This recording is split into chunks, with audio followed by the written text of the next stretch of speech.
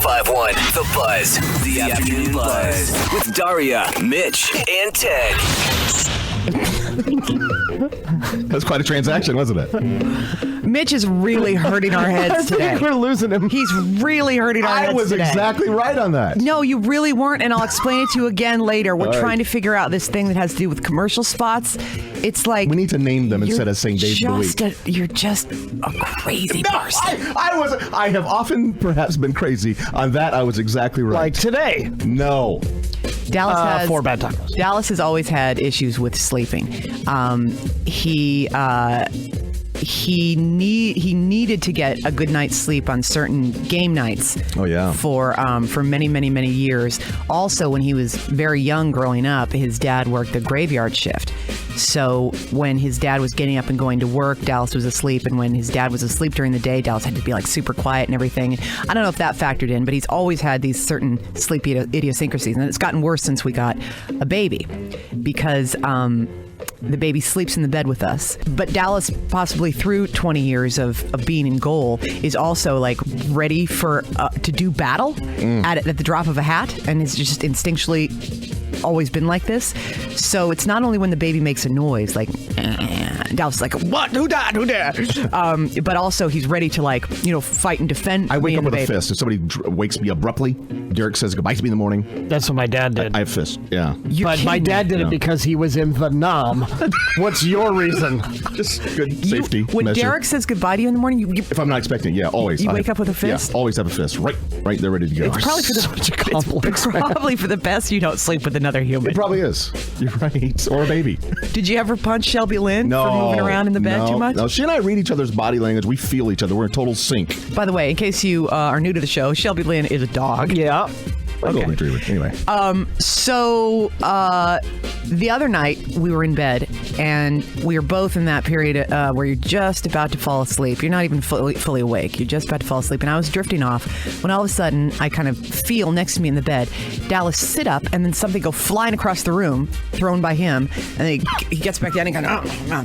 Hey, Dallas, what did you just throw? He goes, I can't sleep on hot. I said, what? He goes, I can't sleep on hot things. And he flung off. What was it? Well, it turned out that he was talking about his pillowcase. Oh. And his pillowcase was flannel. And it was just too hot. And he couldn't sleep on it. Flannel I couldn't pillowcase. stand that. Why would you ever? Ugh. So he stripped it off and he threw it across the room. 888-733-5105. Is there anything unusual or very particular about your sleeping habits or the sleeping habits of your partner? You know what's happened to me lately in just the last 3 months? I can't wait to hear. And it's going to be a problem when it gets cold. I can't sleep with my feet under any covers. So I can no I'm that longer. way. I used to do hospital corners on my top sheet and had it really well tucked in. And now I can't stand it. I'll just kick them hospital quarters right out. My feet have to be exposed. And it's going to get really cold Well, this you wear winter. little I socksies. can't sleep with socks on. Well, then you're going to have cold feet. I'm going to have freezing cold feet. There's just no way about But it. it's just weird that all of a sudden Well, I have something can't- change that dramatically. I need to have my feet out so that they stay cool. You know what? I think I need to be able to get out of the bed and run if I need to. With And your also, fist Oh, there it is. already. I was waiting for the crazy. There it is. 888 I can't be tethered. 888-733-5105. And actually, Mitch, I think that's the least weird thing we've ever heard about you. Okay, good. I don't really think it's that bizarre at all. Good. At 46, you would suddenly need to have your little feet free to run away in case of nighttime danger. 888-733-5105. Are you someone or are you involved with somebody that has really particular or strange sleeping habits? Hi, it's the Buzz. What's your name? Hi, it's the Buzz. What's your name? Holly. Holly, go ahead. Tell us about your odd sleeping habits. Well, it's not me, actually. It's my husband. He sleeps with, his head on a pillow, but then he also has a pillow on top of his face. All smothered in. Is it a darkness thing or does he just like No, he is bald. He shaves his head, so his head gets cold. Oh, he's a little. And so he, covers his head. But the thing about it is, we have pretty firm pillows, and they're like the king-size pillows. So if I'm too close to him, sometimes I'll wake up with a pillow covering my face, too, and it freaks me out. That's another thing about Dallas's pillow is he's had the same pillow for maybe 20 years. Yeah, my same one from childhood. And, yeah, it's his pillow from, I don't even know, it might be longer than And that. it's heavy, right? No, it's as light as air. In fact, I don't know why he uses a pillow, and he will not sleep with any other pillow. He brings it with us to motels. A lot of people like that. And it's like no pillow. Like if you put your head on this pillow, Just which goes I right down. can't do because it's his, it touches the mattress. It's so thin. It's just, and he has to have that one. Hi, it's a Buzz. What's your name? Cindy? Sandy, go ahead. Tell us about your odd sleep habits. I wake up and actually start acting out what I'm dreaming about. The other night I woke up and acted like I had a sword in my hand and was talking to my boyfriend about the jewel in the sword. And I was threatening to get him with the sword. That's pretty cool. Do you play World of Warcraft? No World of Warcraft. I just dream really vividly. Like when Clinton was in office, I had a dream that we had Hold on, is this safe for radio? You had we what? had an affair, and we were dodging the Secret Service in the White House. It was crazy. What'd you wake up doing? We stayed out of the Oval Office. All right, thanks for your Thank call. you. Hi, it's a Buzz. What's your name? Liz. Liz, go ahead. Yeah, so often I will wake up with my legs cross-legged up in the air, as probably 2 feet above my head. I do that a lot, and I really like to sleep diagonally and cocoon myself in the blankets. That's how I steal everybody's blankets. Sleeping diagonally is a problem for bed sharing. Yes, it is. Do you share a bed? I do. Me and my husband sleep in a queen-size bed, and it's... So where does he go? Yeah, how does your husband feel about your... Well, he's a pretty heavy sleeper, so sometimes he'll kind of fight back in the middle of the night, and I'll wake up and he'll be halfway on top of me. Yeah, you need to get yourself a king-size bed. Yeah. Tell me this, you guys. If well, this doesn't really apply to you, Mitch, since you won't share a bed with a human. But when you if your spouse is sleeping somewhere else, if they have to go on a trip or if they're out of town for whatever reason, do you just take over that bed? Oh, I Or do sleep you, like a baby. I'm sprawled out over the whole thing. that Why weird? don't you all get your wonderful. own beds? Because it's good to sleep. Because we love our partners and we like to be close It's to good them. to sleep together, but it's so funny. I'm just yeah. You get the best sleep of your life, probably. Whole bed. Hi, it's a Buzz. What's your name? Haley. Haley, go ahead. It's a story about my husband and I. Besides the fact that he talks extremely loud and very, very clearly in the middle of the night, and that usually involves yelling and or throwing punches most of the time. Oh, my gosh. And one time I woke up because he had taken his elbow and smashed me in the eye. Oh, But there's been other times where we've both woken up in the living room talking to each other. You sleepwalked into the living room? Together. Yes, together. That's not that's good. kind of creepy. We wake up talking to each other in the night, and then also, there's that time we woke up in the living room talking to each other, and he's holding a pillow, and I don't know what was going on. He was about to cover your face with that pillow, ma'am. bizarre. I think you're married to Paranormal Activity 3. Thanks for your call. I need to take a break. Take a break. Get some more of your calls. What are you or your spouse's strange or particular sleeping habits? 1051 The Buzz. The Afternoon Buzz. With Daria, Mitch, and Ted. My sweet Dallas has to sleep on the side of the bed away or farthest from the door. I don't know if he even realizes that, but in every bed that we've ever slept in together, in both the houses we've lived in and whenever we go somewhere. So the foot of the bed, if you're looking at, to the headboard, he's on the right. Or it's just wherever's farthest from the door. Because I've Mitch. read that 90% of all men sleep on the right side of the bed, and women sleep on the left. So if you're saying at the foot of the bed, Yeah, which looking at the bed. which side do you sleep on? I would be on the right. Yep. See, Yeah, he is too. Interesting. isn't that something? Ooh, save that for tomorrow's News of the That Weird. means something. He also sleeps on a pillow that he's had for years and years and years that isn't even really a pillow. It's kind of like a case within a case because it's so flat and squishy and soft. I think it's feather, and his head will touch the mattress when he sleeps on it, but he doesn't want any other pillow. Can you imagine the dust mites on that thing? No, I would rather not. Yeah, I just would rather not. We put it through the dryer. Oh, that's good. No, we don't. It's a thought. That was a lie. And then he threw a pillowcase across the room in the middle of the night the other night because it just was wrong texture. It was the wrong. He's very particular when it comes to sleeping. What are your strange or peculiar sleeping habits or that of your spouse? 888-733. Before we go to phones, 5105. Ted, do you have any? Some weird sleeping habits? Yeah. Not really. I mean, I need the normal things, just dark and quiet. You strike me as someone that would.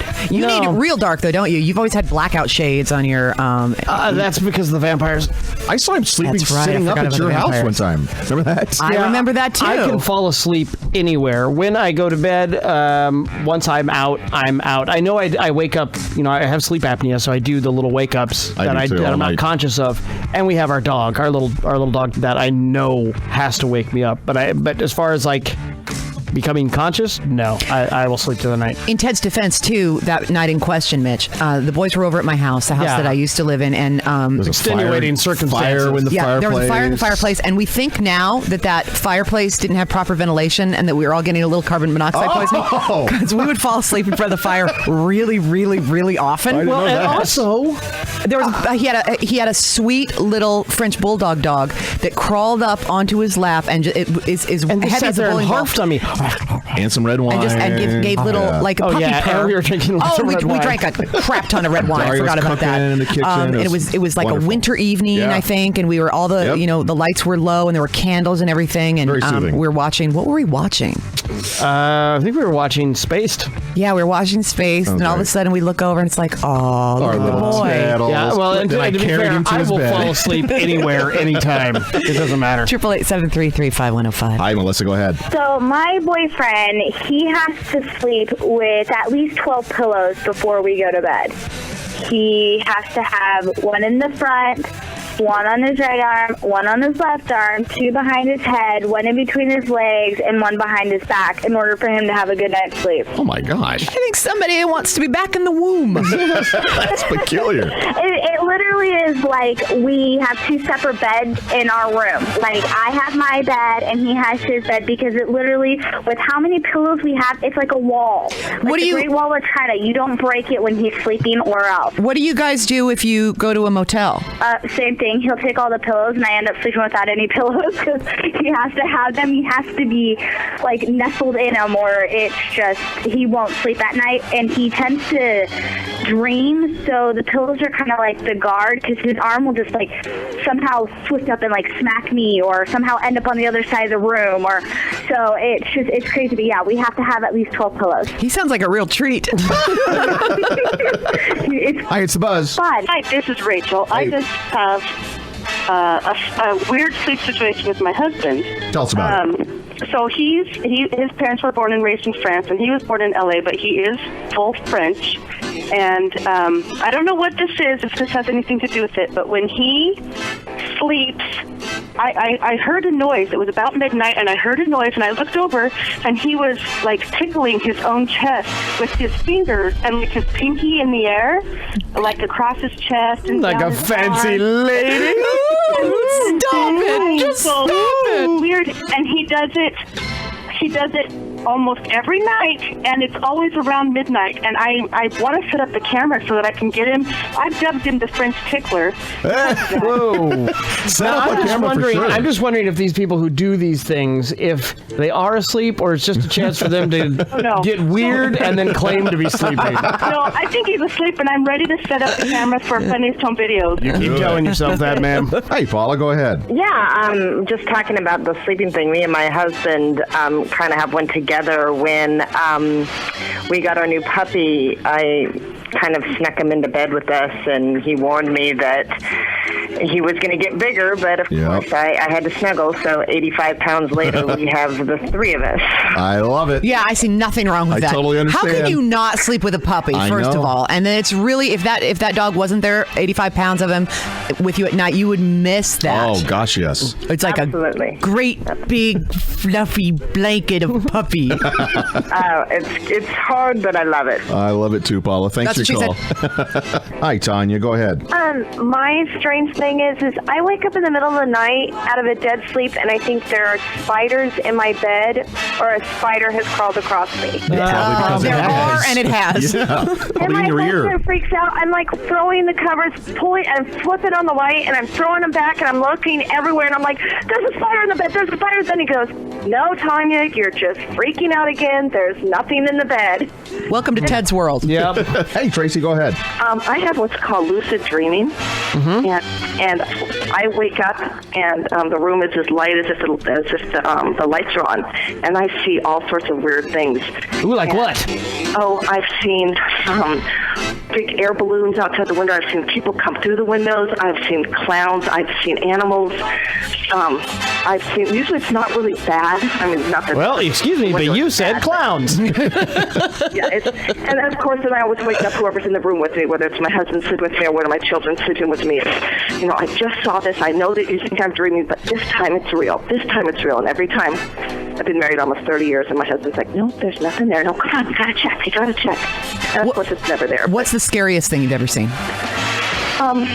Well, having, you know, a big clown coming through the window is kind of scary. I've seen airplanes in the trees outside the windows. I saw a man come through the window when my daughter was there. That was kind of scary. And sometimes it's so scary it makes my heart race. And then other times, you know, I'll get up and then I realize, you know, the room gets darker and darker and I realize I'm sleeping. So it's not so scary anymore. But God forbid, what if something actually was ever there, a monster or something? How would you know? My husband always checks. Hold on. What if something were really there? I didn't want to say a burglar and scare her. But so you chose to say, what if a monster really was there? Or something weird. I swear to God. What's happening with you today? Does a sentence ever come out of your mouth and then you're like, that probably didn't make sense in the world of reality. 105.1 The Buzz. Buzz from Hollywood. Mitch just saw The Omen for the first time. Scary. You'd never seen The Omen. No, can you believe that? Well, there's a lot of people out there who there's a very actually small pool of what can truly be considered a classic horror film. Mm-hmm. Yes. Let's try to figure out what they are, shall we? All right. Exorcist. Shining. Mm-hmm. Oh, yeah. Halloween. Yeah. Friday the 13th. You don't think so? That's a really awful film. Yeah. Like not. Sure was scary first time you saw it. Yeah, no, but you watch it now. Like the other movies we're talking about, hold up. That one does not hold up. I watched it last year. Okay, can we put it in parentheses? If the parentheses is to be thrown away. How about brackets? Oh, man. Can we do brackets? We'll put it in parentheses and we'll make it stand over by itself, like way on the other end of the list. Right. Like not even near the list. It was one of the page. movies that terrified me the most as a child, but I've watched it now. And it is, I'm not kidding you, it's not even remotely scary one bit. Mitch and I want it to be on the list. Okay, speaking of list, I've already forgotten the first ones that we said. Omen, Exorcist, Shining. Okay, Rosemary's Baby. Yeah. Yes, absolutely. The Haunting. Haunting. You know, Rosemary's Baby is another one I haven't seen. It's on demand right now. Yeah, as is The Omen. And The Omen came out in 1976. I would have been 12, and that was probably too young at that point to see it. And then you kind of forget about it, but that still holds up. It's a spooky movie. Yeah. What's the one? Stephen King, Vampire at the Window. Salem's Lot. Salem's Lot. Also doesn't hold up. Really? Yeah. It's really pretty cheesy. I mean, it's got some good scary stuff in it, but it's really like deadly Okay, do you just want to do the list by yourself, Ted? Well, always. Poltergeist. How about Poltergeist? Huh? Poltergeist, absolutely. Just let Ted do the list by himself, because otherwise it's going to be 45 minutes of him explaining well, really, Daria and Mitch. Poltergeist 1 and Poltergeist 2. Sorry, Ted. No, yes. Poltergeist 2 is nowhere near the list. What are you doing? Mitch, what are you doing? Poltergeist 2 is nowhere near the old man, the Reverend, is scary. That's it. He's in like maybe 5 minutes of the movie. That's enough. No. Anyway, the point is that my little brother Damien is named Damien. And what year was he born? Was it after 1976? Oh. So after the movie. They knew about the movie when they named him? Yes, they knew about the movie, but Mitch, they didn't name him after the movie. So Mitch, because he's just seeing the film for the first time, he's if like, they would have had a third child, it would have been Hitler. He goes, hey, your brother's name is Damien. I hope he's not the devil. Ha, ha, ha. During the whole movie, if you watch it. Well, you watched the movie? Yes, I thought it was What is funny. the matter with You know what? Our friendly disagreements with one another have never come to blows. Had I been in that room, you would have been bitch slapped. You wouldn't believe. That's why Derek and Mitch ply their guests with alcohol the minute they walk through the door. So no one slaps us. It's to really create a slap-free environment. And that's the only reason, Too much alcohol, and it's a more slap environment. Just write them out, and it's perfect. Of course, all growing up, my brother was teased about, do you have the number of the beast on your head? Oh, you're the demon boy. All you have to do is glare at somebody, and then you're fine. Really, if you're going to be teased for a name, I would rather be called son of the devil and be able to get a little power out of it than diarrhea. Or Mitch the bitch. Absolutely. Theodoric. I'm afraid now that you've mentioned that, you're going to be called that again. Theodoric. one day he went home from school and he goes, Mom, was I named after the Omen? She goes, No, you were named after a priest, Father Damien. He worked with the lepers. What about my middle name? Vader. Oh, God. I know he wishes his middle name was Vader. So speaking of Wyoming things, which we kind of were because this took place in Wyoming, I wanted to read you this really quick because it doesn't have anything to do with Hollywood or celebrities, but the celebrities in Hollywood didn't do jack over the last 24 hours. Sometimes, like even when the news of the weird is bad, it's good. When celebrities don't do anything, there's nothing to say. Then we get stuff like this in the prep service. So that Desperate Housewives chick may or may not still not be pregnant. Well, the father of somebody on a reality show got a DUI charge. Hayden Panettiere's dad, still an ass. Like, they're seriously, when we get to the celebrity news proper, you'll see what I mean. So this was in show prep, the middle of September. Everywhere you looked, in radio stations across the land. And a lot of different radio station shows did some modified version of it. But on our prep service, I saw that the source was Casper Star Tribune, which is the paper where my mom's an editor. Wow. And I know that she also has overseen duty of obituaries and like the lifestyle section, kind of hand in hand. Yeah, exactly. Gig. So I called her and I said, do you know anything about this obituary? Did it come from you guys?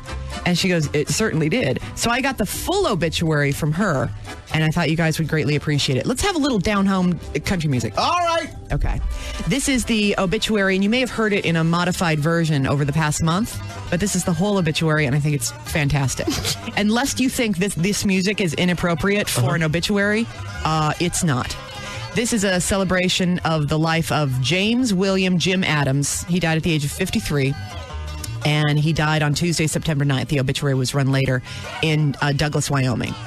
Jim, who had grown tired of reading obituaries, noting others' courageous battles with this or that disease, wanted it known he lost his battle. It was primarily a result of being stubborn and not following doctor's orders, and living life just a little too hard for better than 5 decades. He was sadly deprived of his final wish, which was to be run over by a beer truck on the way to the liquor store. Due to his personal style, he spent his final hours of life joking with medical personnel, cussing, begging for narcotics, and bargaining with God to look after his family. Go, Jimmy Bill! He would like to thank all his women for putting up with him for the last 30 years. During his life, he excelled at everything. He loved to hear and tell jokes and spin tales of grand adventures he may not have had. It says who he's survived by: his 5 sons, Jeremiah Adams, his wife Nicole, Mika Olivius, and then the rest of the family. In lieu of flowers, he asks that you make a sizable purchase at your favorite watering hole, get rip-roaring drunk, and go ahead and tell the stories he no longer can. That's my kind of guy. That's an obituary. Awesome. I love that. Oh, my God. That is awesome. 105.1 The Buzz. The Afternoon Buzz. With Daria, Mitch, and Ted. Everybody likes to be appreciated. Mm-hmm. And Ted, Mitch has no appreciation for me trying to make him feel better. Mitch is one of my best friends in the world, as are you. And Mitch had a little tummy ache today. Oh, wonky tummy. He came in late. He did show prep from home. I was really concerned. And he came in. I said, "How's your tummy?" He's like, "Oh, my tummy." So I tried to help him feel better. And do you think I got any appreciation for it? Oh, probably not. No, I got chastised It's a very for it. unique bedside manner of Nurse Daria. When you have a pain somewhere, a very effective way to take your mind off that pain is to inflict pain on another area. Absolutely. So I gently, ever so gently, You're right. and lovingly, lobbed a mint. Sure. A classic. I'm not expecting it. I'm doing my little work. A classic round white and red stripy mint. Starburst mint, or no, not Starburst, Starbright, I think they call And it. it tapped him ever so gently where his third eye would be on his forehead. It hit me with a thud. Instead of a thank you, Daria. Oh, my stomach feels better. And you know what? He could have eaten the mint. Mints are good for your stomach. He could have then eaten a mint. It was like a free mint plus a distraction from the stomach pain. Do you think he said thank you, Daria, for being my friend? Who would? No, he's like, a mint! You hit me with a mint! Ah! Why would you hit me? You'd think that it would have been like a rubber bullet or something. I feel quite queasy. You'd think he was a sweaty hippie at a protest. So I tried to up the ante. Nothing. Yes, next thing is a knife. Sure. Then a fork. Okay, it was a plastic knife. It didn't hit puncture you. the skin and cause a nasty infection. No, it couldn't have. I sit 2 feet away from you. I tossed the knife and fork at the same time because you can't have one without the other. I tossed some makeup brushes. Jokes on her. I kept. He kept them. He goes, these will be. He goes, I'm keeping them because these will be great to apply my facial products. Oh, well, look at you. So did it distract from your stomachache? No, it just made it worse. It made me queasier, having to dodge all the objects coming towards me. Well, I'm ready to. No! What? This is for your own good, Mitch. I do not. I have with me. You can't have a shield. Put the shield away. Who makes the rules? I make the rules. You have a whole box of red. Oh my God! She's got boxes. and boxes of pins. This is going to help you with your reflexes. You can't have a shield. Ted, I do not want it thrown at me. Throw stuff at Mitch Day. Yay! A game of highlight. I'm not well. If I throw up on this control ball. Good Lord! Stop it! She spit. I'm not picking these up. I'm not picking these up. I'm not picking these up. I'm not picking these up. Ow! Ow! Ow! You big Sorry, asshole boxes of highlighters. It's raining highlights. Stop it! Mommy! I'm gonna start bringing my drum major hat in here. Ow! You're really tossing them. She put a little chin music on them, as we say in baseball. We'll be back. I may not be back. 105.1 The Buzz. Daria, Mitch, and Ted. With the bizarre, strange, the potentially untrue, the news of the weird. Daria and Ted, ever heard of Thomas Huxley? No. He was a 19th century scientist, and he was a supporter of Darwin's theories of evolution. He's the guy most often credited with this notion that if you give enough monkeys typewriters, don't throw stuff at me. I'm flinchy already. And a little queasy. I've got a wonky tummy. It's a little fluttery. And I don't want to jar it around. What have you been eating? I ate some bad tacos. We had. Oh, you were so excited about taco night. Last night was not actual taco night. Taco night was actually about a week and a half ago, and I had some leftover taco meat. From a week and a half ago? Taco meat for a week and a half? It was well refrigerated, all well covered up in the in the fridge, and I made some new tacos for breakfast. You have given me crap so many times for having anything in my fridge longer than like 3 days. You really have. What's wrong with you? I know, but it was well seasoned. Your refrigerator is like more powerful than Ted. What is the lifespan of cooked meat in the fridge? About 3 days. Probably 2 or 3 days. And I had it for breakfast, and tacos for breakfast already are a bad decision.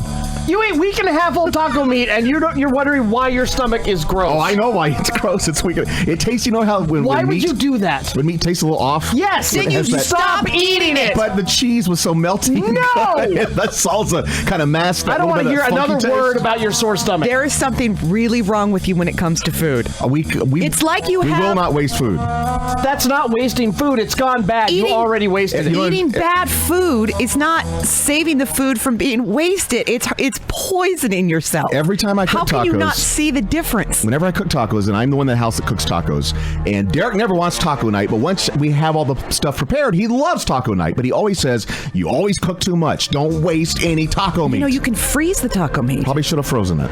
Probably should have food saver. Probably that would have been a good idea. Well, of course, then Ted, he would have eaten it 2 years later, and then wondered why. Once it's in the food saver, it's fine. No, it's not always. But it had not a time machine. God. It's not fine forever, but for quite some time, a year. All right, so you've melted the cheese on it. Cheese, and I had some delicious lettuce on there. And you took a bite, and you're like, this doesn't taste right. I guess I have to eat the whole thing. Oh, my stomach. If you put enough sauce on it, you it's so taste gross. it. But every once in a while, you get that taste of that kind of foul kind of meat. It's bad meat. We live in the 21st century. It's not as if you're on some farm in the 1800s where you're like, there's not going to be another crop harvest for another 9 months. So you're like, make do, kids. I don't care if the potato is moldy. Well, Derek has told me every day for now a week, make sure you eat those leftover tacos. Don't try to voice this on Derek. Throw the meat away. Eat something fresh. I ate 4 of them. Now I feel a little. So you took a bite. Yeah. It was gross. It was gross. You choked that down. I mean, it wasn't spoiled. Boy, I think it wasn't spoiled. You ate No, it wasn't spoiled. It can't spoil in the fridge. It's not spoiled. Yes, it can. I mean, it can spoil, but not just in a week. Let me just in a week and a half. It's not that it can. It did. It's spoiled, and now you have a stomachache because you ate 4 spoiled tacos. I promise it wasn't spoiled. It was just a little off. Its best days were behind it. What is spoiled to you? What is spoiled to you? I mean, when does a food become so old that you won't eat it? Is there such a date? I mean, if it was covered in mold, obviously I wouldn't eat it. if it's milk that's Mitch, I got clearly news for you. gone That bad. meat was covered in mold. No, I checked it, Ted. I smelled it. It smelled fine. It's just the taste of it was off. And it wasn't horrible That off. is a sign. It was just off. That is nature's way of telling you, warning, get the taco out of your mouth. It's hard. If it had just been a hamburger, you would know, really would have known. But with taco meat, because I season it heavily, I had chipotles and adobo in there. You're and right. jalapenos. Use this argument. Think. We're going to walk you through logic. All right. You seasoned it very, very heavily. Very well. So very tasty. And I could still taste the Through funk. that, yes. Through that, you could still taste But that it was I'm bad. weird. And not only did you go, well, I might as well finish this one, or the bite in my mouth, you finished a whole taco, then ate 3 more. I have never How liked... does this make sense to you? I have never and you're like liked- the whole time you're picturing Derek. Better finish those tacos, Mitch. Finish all the meat, Mitch. All the meat, Mitch. Derek is trying to kill you. He It's runs away possible. from you in airports He and grocery he stores, abandons me. hoping that you will find him, and then he forces you to eat bad meat. Is that what you're saying? It wasn't bad. It was. It was probably a day or two past its prime. It's all. No. I'm So saying. what? And So now- it has to have visible mold on it for it to be bad. It tastes bad, it tastes off, and then it hurts your stomach for the rest of the day. But it could just be from all the jalapenos and the chipotles and adobo and all the it's spicy not, stuff. It's not from But that. It's because the I meat feel had a gone little green. bad after a week and a half of being in your fridge. Well, how long would you leave it? 3 days, you say? 3 days. 3 days. And right. that's pushing it. Right. But with all the salt and stuff in it, it's kind of preserved. It's made from... Quit trying to it's kinda- talk your way out Oh of this. my God. You have physical evidence in your body right now that you made a mistake, See, I and you're think still I'm- trying to deny it. I'm convincing myself is I have a tummy ache because it tasted off. I probably don't even have a tummy ache. It's just knowing that my I God. ate off-tasting food. And I want It's been a while since I've said this, but now, how is it that you still managed to surprise us, Ted, I don't want with to your waste... weirdness? I don't All wanna the waste times food. that you have told me what a good cook I am, completely, I'm disregarding means them. nothing. And it's not. It means nothing. And your It opinions means on your fancy absolutely restaurants nothing. you go to. You know what? I want to take you back to that barbecue place Where I had to give the where chef you a little- chastised the chef little about not lesson in making ribs barbecue. correctly. Hey, I know you're a professional chef. Let me tell you a little something about how they do barbecue in the South. He says this to somebody did. who's I did him a serving favor. barbecue. First of all, take these ribs back. They're no good. did They're do not a good at Restaurant all. of happy Take them- customers, full of happy customers. Seriously, I know meat. I eat it when it's spoiled. I eat it when it's fresh. So I I tasted it, think it was that I off. probably have the opinion that you're going to want to listen to here, son. I'm doing you a favor and all future customers. He said this. I did him a favor. Now, by the end, he wasn't happy at first. Towards by the end, he'd come full circle. No, he wasn't. He appreciative. placated you till you got out of his freaking Seriously, restaurant. You seriously, you Daria. have a problem when it comes to food. You have never served me any meat that tasted bad like that. Because you I did. serve fresh meat, you freak. But I'm trying to show you. I'm I'm trying to show you. I can it taste smells the funny, difference. tastes funny, but I guess it might know. be something else. I am a good spoiled judge taco meat. of food. Oh, I need some more. I need a maximum of 4. We're taking a break. We're gonna I just don't. I'm going to get some I Alka-Seltzer. don't I know. I swear know to it God. didn't taste good. comprehend his brain. This is why you carry no less than 5 different brands of mint in your bag at all times. It's to cover up the scent of death on your breath Stop because it. of the meat that you've been eating that has grown legs and arms and hair of its I own. feel really We're sick. going to pump Mitch's stomach. We're going to be back with News of the Weird. 1051 The Buzz. Daria, Mitch, and Ted. With the bizarre, strange, the potentially untrue. The news of the weird. Starring Ted, Thomas Huxley. We were speaking of him a moment ago. He's a 19th century scientist. He's the guy most often credited with the notion that if you give enough monkeys, enough typewriters, give them enough time, eventually they'll compose literature, produce literature and prose, the likes of Shakespeare. Mathematicians have also used this concept to illustrate the concepts of chance, but nobody has ever actually tried this experiment until now. Because isn't it sort of like metaphoric? I mean, that's Perhaps. not really going to Right. Well, I can see how it kind of makes sense. I mean, if you put enough monkeys in there, they type enough, eventually they're gonna write stuff. No, because of the lifespan of a monkey. It's something that would, they're saying, it's like lottery. It's something that they're saying, except imagine the lottery being like you have to hit 1, 2, 3, 4, 5, 6. a dictionary's worth of, content. Well, let's see what happens. Researchers at Plymouth University in England have set out to prove or disprove this theory. They have put a great deal of effort into it. They put a bunch of computers with keyboards in the monkey enclosures at the Peyton Zoo in southwest England. Again, doing this is not to prove Huxley. This is a gimmick because they're not talking about like a monkey or a group of monkeys. Look how confused you are. You know that, right? It's not going to happen it's not something that would happen in, say, 10 to 20 years. It's something that would happen over thousands to millions of years. So then why they go all this effort to do all this research, I wonder? So that, Man. Well, let's just see what happens. Just have another taco. All right, Let's see what happens. So they put the computers with keyboards in the monkey enclosures at the Peyton Zoo in Southwest England. And this happens to be home to 6 very intelligent... And the monkeys broke the computers. Very intelligent crested macaque monkeys. Their names are Elmo, Gum, Heather, Holly, Mistletoe, and Rowan. Then the researchers monitored their behavior around the clock. Well, the first lead monkey, Elmo, appeared scared of the computer. And he didn't like the keyboard, so he began smashing it with a rock. So it didn't start off well. So they replaced that keyboard. Interestingly, that's how Shakespeare got started. It's possible. Who knows? One researcher said he totally bashed few it. drafts, he smashed with a rock. I smashed the hell out of it, in the researcher's words. But then they got used to the computers, and their main interest seemed to be urinating and defecating all over the keyboards. Again, Shakespeare. So they cleaned them up, put in some new keyboards. Then it gets interesting. The more they pooped on them, and the more they urinated on them, the more they got comfortable with those keyboards. Finally, one of the monkeys, I believe it was Mistletoe, began typing the letter S over and over. And to poop or not to poop? That is the question. Then other monkeys also started typing the letter S. For some reason, they were fascinated by the letter S. Then another monkey started with the letter A. Then J started peering up because they would push the button and they would see it on the screen. They were fascinated that they could see it on the screen. So the letters S, A, J, L, and M crept up over and over and over on these screens. The experiment went on and on and on, and finally, guess what happened? Nothing. Absolutely nothing. Researchers decided the theory was a bunch of monkey crap. Thanks for this wonderful story, Mitch. That was 3 minutes in before we got to that. Seriously, the mind boggles at the scientific implications of this. Doesn't it seem and so our findings, monkeys like to poop on stuff. Thank you for the grant money. Doesn't it seem like if you had monkeys with keyboards around the clock and they're just pounding away, they're going to start writing words, probably put sentences together? By accident. Maybe. Mitch, they've now tried it, and it didn't work. I know. I was very disappointed.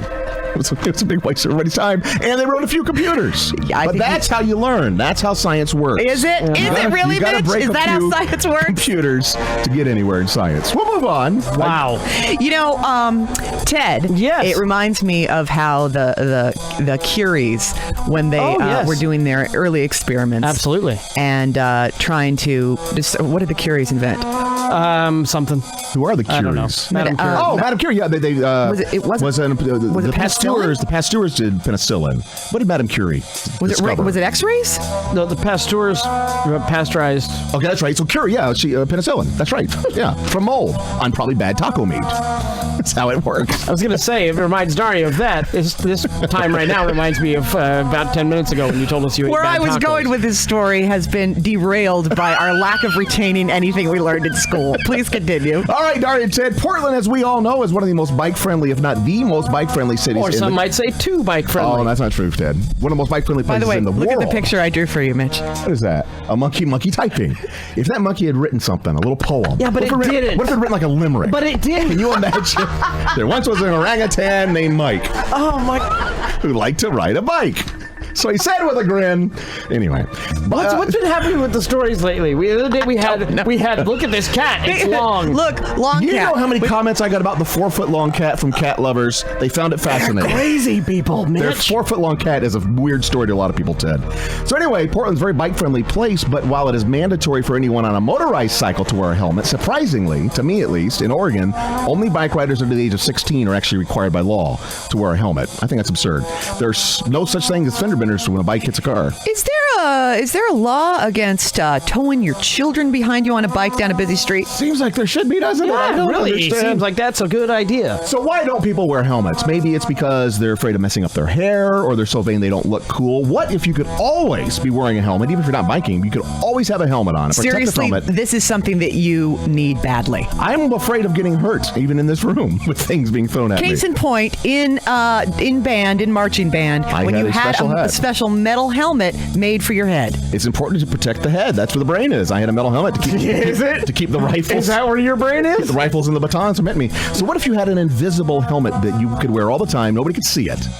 Wouldn't it be great for bikers? It's called the Hovding, which means chieftain in Swedish, and it's an invisible bike helmet, sort of. It's actually an inflatable airbag helmet. It'll go on sale this spring. Costs about $450. Well, an inflatable airbag helmet suggests something different than an invisible Okay. Well, helmet. nobody can see Here it. comes a car. Here comes a car, and plus you can't see the guy's head at all. And the beam has been hit. So the it's helmet an Wow, yeah, airbag. it looks like that airbag really helped him there. did. As the first of all, it was a dummy that was wearing it, and the dummy, to simulate a person, went crashing into the front of a car that hit him and rolled several times over. Here we go. And then this completely useless Slow thing of, motion. like, Here's how it works. It's like a scarf that you wear around your neck. Comes in black or red paisley. In the event of a collision, or if the rider suddenly changes his position, such his as whole flying spine would have been over- shattered right now. But We're his looking at it head in is slow fine. motion. His Oh, head- And an thank God. inflatable His head thing is like fine. that. I mean, if you look carefully, his head goes to the back of that bag. Well, it's probably just that may have been a prototype too. They're not going to be available till this spring. But the $450. This is what they're putting out to advertise it. It's the Hovding airbag helmet. This is what they're putting out to show how good it works.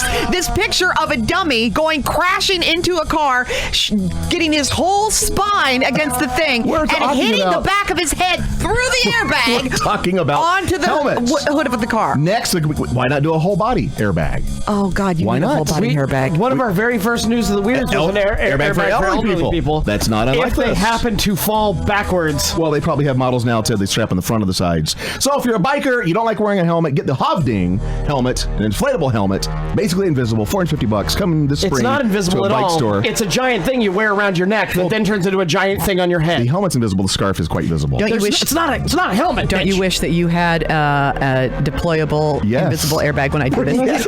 Ouch! Watermelon juice. That's news of the weird. 105.1 The Buzz. The Afternoon Buzz. With Daria, Mitch, and Ted. What happened to Derek yesterday? A scary day yesterday. My sweet little Derek, my partner, was on his way to work, and he apparently had a panic attack. He's never had such a thing before. He has a stressful job, and we talk about that a lot. Were there ducks in the pool? What does that mean? Sopranos. Sopranos. Okay. Watch a show. No, I know it's Sopranos. Just because we talked, Ted and I talked about it earlier. You reminded me that Tony had some panic attacks, and he, I guess, was hyperventilating. He was in his car on I-5, which is a horrible place to have a panic attack. Sure. And the more he hyperventilated, he lost control of his hands. His hands kind of closed in on him, kind of singed up. He's like Lobster Boy. Yeah. And could barely drive. Couldn't dial even 911 from his phone. Do your hand thing again. That was fascinating. His wrist to pull in. Yeah. Kind of like, I don't know how to describe it. Yes, yeah, like the penguin's flippers in Batman Returns. So it's a nasty little catch-22. The more he hyperventilated, the more his hands quit working. The more his hands quit working, the more he was on I-5 driving? Yeah. And he was having some, he said, fullness, or we said it felt like weight on his chest. You know, and so when you're a guy in your 30s, and you feel weight on your chest, can't move my hands, I'm hyperventilating, I'm sweating profusely, you get really scared. Alien abduction. Of course. I thought you what does this have to do with being a guy? What do you mean if you're a guy and this happens, one you thing get we're more scared? susceptible to heart attacks. Oh, okay. Yeah. I was like, what? I mean, yeah, the chest pain. Everyone's susceptible to alien abduction. Of course. But heart attacks. And, of course, women are also susceptible to heart attacks. But, it's just something Derek and I think about, being a few pounds overweight, and he smokes occasionally. So all that kind of started running through his head. So he was able Yeah, but you're the old one. I know! That's why I got a younger boyfriend, so I wouldn't have to worry about this kind of stuff. That's the single reason. So he didn't have a heart attack? No. He didn't have a heart attack or a seizure. It was just a panic attack. The doctors said it was brought on kind of by a perfect storm of conditions. He had skipped dinner the night before, a lovely chicken Caesar salad that I fixed, and he felt World of Warcraft was more important than having his tasty dinner. But he can eat a chicken Caesar salad and play World of Warcraft at the same time, can he? That's what I thought. You can't mix worlds like that. That's exactly when you're what I in, thought. you're in. So he was able to pull off the exit. The only number he could dial was a speed dial number, which was one of his friends at his job. Couldn't dial 911? Couldn't dial 911. Oh, my and God. his friend came over, and they immediately dialed 911. Fire department shows up, and they get him to the hospital. And Now, in the last few days, has Derek possibly been bitten by a radioactive penguin? I need to check his neck and body for bite marks. That's a great Because point, it could Ted. be that he's slowly turning into a penguin. I don't do think like- that happened at all. I do You like think penguins. I mean, I Oh. think as the theories go, that one blows. Unless he was at the zoo and fell into Hey, a you thing. don't know. That could have happened. Was he at the zoo and fell into a thing? Well, I 'Cause wouldn't say they're not- fell into it as much It's as he got not like there splashed. was a Derek- penguin Derek spinning a leaves the web on the house. roof. He and then leaves he the- leaves the lowered house in the himself morning. down. He's like, whack, whack, I whack. wouldn't mind living with a penguin. Quack, quack, quack. Come here, Derek. He's always going to be dressed up as a I tuxedo. actually wouldn't mind. Why can't they be pets? If a ferret can. Yeah, if you can have a cockatoo. Why can't I have a Yeah, penguin? you can have a cock bird. Right? Okay, go back to Derek now, please. So the fire department shows up and they... I really want to just listen back. You can have a cock bird. Macaque. I call them macaques. They're macaque monkeys. They're also called macaque birds. Anyway, so he went to the emergency room at Legacy Hospital. They wired him up, and it's a scary thing when you see your partner, your loved one. You know, I show up, and there he is, all these wires all over him, and all the people working on him and taking blood and la la la. Were you hysterical, or did you keep your cool? No, first thing I do, I go to the emergency room doctor that was on duty, and I say, "I'm here. I'm a doctor of sorts, if you need me." AKA, I took a CPR class. So why don't you go ahead and hand over the file, and I'll make some decisions myself. I've got my smartphone here and WebMD. I brought my laptop, and I've got WebMD ready to go. Give me the symptoms. I think he's joking. But they kept him for quite a while, checked his vitals over and over and over. He's got to just take better care of himself. He's got to, they said, the key is to manage your stress. But when you have a stressful job, and what do you do? So... And he lives with you. No which kidding. is delightful. Yeah, that's a great way to unwind. Well, I used to bug him a lot before. Now I've bugged him about every 5 minutes. Did you take your potassium pill? Have you taken your Ativan? Are you taking little breaks from work? That's not going to help him calm down. You know, it helps me. Well, it helps you, but you're not the one that almost had a jammer on the highway.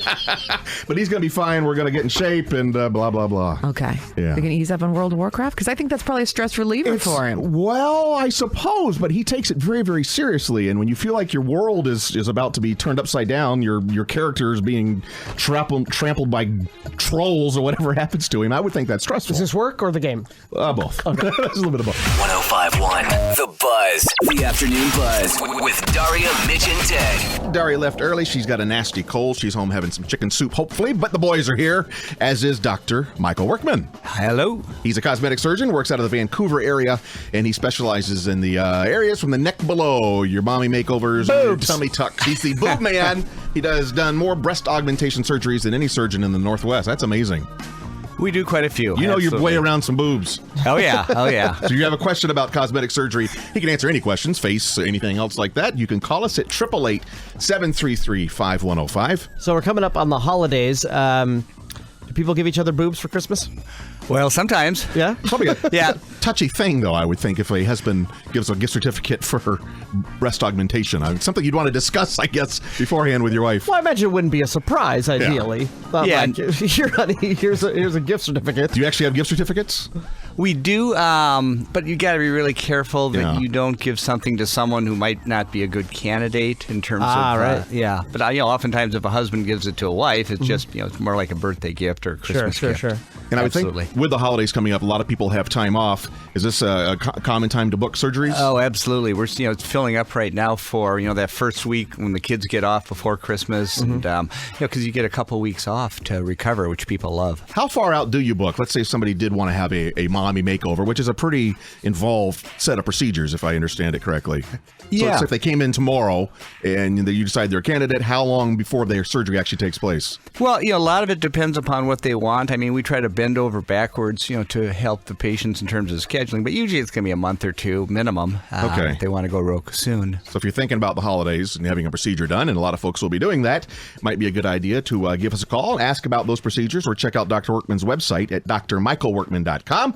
We're going to play a little music and get to your phone calls. Again, if you have any questions about cosmetic surgery, we'd love to give you a free consultation, and by I mean Dr. Workman. And he can also take pictures for above the neck. That's right. It's just his specialty. Yeah, absolutely. 888-733-5105. Your questions for the doc when we come back. 105.1 The Buzz. The Afternoon Buzz with Daria, Mitch, and Ted. The studio with cosmetic surgeon Dr. Michael Workman, ready to take your calls. Haley, go ahead. Yes, I am looking to have more children in the future, but I'm definitely going to want to have a mommy makeover afterwards. Sure. How long do you need to wait from having your baby to being ready to go for a mommy makeover? Yeah, that's an excellent question. Probably at least 6 months after you finish breastfeeding, if you're going to breastfeed, because basically that allows the breast to contract to their, their new natural state. And regarding the, the tummy tuck portion of it, oftentimes probably 3-4 months, so you kind of get back to your maybe pre-baby weight, hopefully. Oh, okay, perfect. Thanks, Hallie. Jake, do you have a question for Dr. Workman? Yes.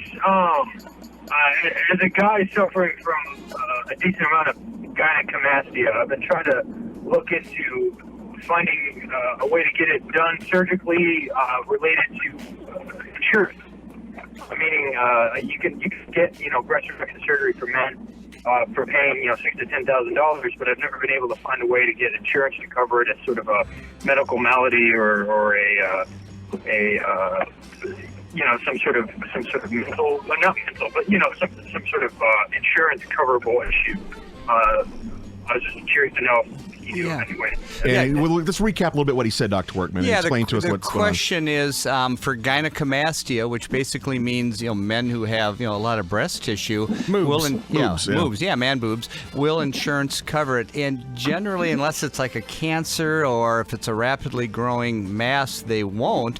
However, oftentimes we can go in there without having to cut anything out and just do a real extensive liposuction with or without it's excising or removing some of that glandular tissue. In fact, I just did that on Tuesday, and I thought we'd have to go in on both sides and take out all this breast tissue, and we were able to just do liposuction on one side, and on the other side happened to have more breast tissue that we couldn't get out with the liposuction, so we went ahead and just made a little cut along the lower portion of the areola, the dark space around the nipple, and we were able to remove it, and it worked really well. I think oftentimes it doesn't cost near as much as you were stating. I think in the Portland area it's probably $3,000-$4,000 or less. So that's another thing. Yeah.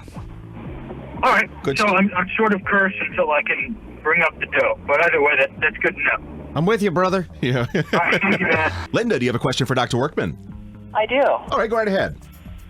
Well, my question involves what if you have a patient that really wants to get some plastic surgery done, but they have maybe some higher risk issues like some minor heart failure, or they use BiPAP. Are all of your procedures done in your office? Do you sometimes go to a hospital setting? How does that work out?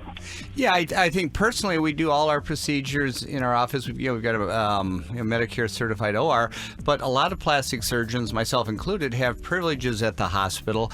I think regarding finding out if it's safe for a person that has other medical problems, oftentimes your plastic surgeon will check with your primary care doctor and see if maybe we need to order, maybe an ultrasound of the heart or something like that. And sometimes we'll actually tailor the surgery. So, maybe instead of doing 2 procedures, we'll just do 1, or, we'll change the anesthetic, or sometimes we actually get the anesthesiologist involved because they're the ones that are, responsible for putting you to sleep and waking you up. And oftentimes, they'll have recommendations just to make sure it's safe. I mean, the whole deal here is safety. And like I tell patients, it's not like it's a cancer surgery or open heart where we got to go right in. We have enough time to get things perfect so we can cross our T's and dot our I's. Sure, it's elective. And so for the patients that use CPAP and you're doing deep sedation, are you actually using anesthesia, or how is that happening? Well, I tend to do most of my procedures, with a board-certified anesthesiologist, but we do deep sedation for some people. I think if you have a CPAP machine, most likely we're going to want you to bring it, on the day of surgery and have it available, and so you really ask your surgeon questions about that because that's really important. Cool. All right. Well, thank you very much. You're very welcome. Thank you, Linda. Before we let you out of here today, Dr. Workman, I want to talk about the medical mission you're involved in to Haiti.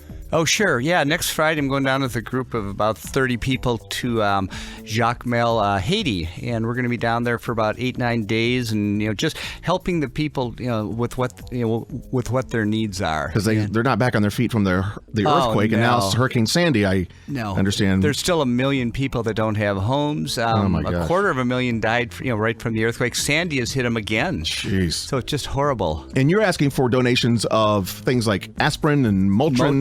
Motrin and diapers and just third world, essentials. And we're going to be bringing about hopefully 1,000 pounds worth of this. And if people want to just call our office, if you've got any, sources of this, man, we'll take you up on it. Probably the best thing to do is hop on your website, drmichaelworkman.com, drmichaelworkman.com, and that'll give you the phone number, the address, and you just give the office a call. You can explain what you may have to donate. Yep. They can explain the need. Oh, that's fantastic. And we may well be able to just pick it up. Oftentimes people have sources, right, some sort of connection. Right. Absolutely, and that'd really be great.